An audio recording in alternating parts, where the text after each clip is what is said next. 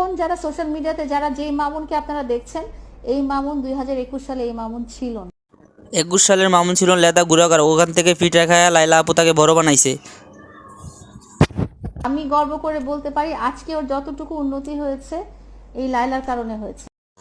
অবশ্যই লাইলা আপা যদি মামুনের মায়ের মতো আদর, সরি বউর মতো আদর দিয়ে না খাওয়াতো তাহলে কখনো মামুন বড় হইতে পারতো না। এটা কোনো কথা? ও 10 মিলিয়ন ফলোয়ার হওয়াতে ওর এতটা ফেস ভ্যালু আসে নাই যতটা ফেস ভ্যালু ওর আমার সাথে। অবশ্যই লাইলা খেলার জন্য টোকাই মামুন এখন প্রিন্স মামুন হয়েছে।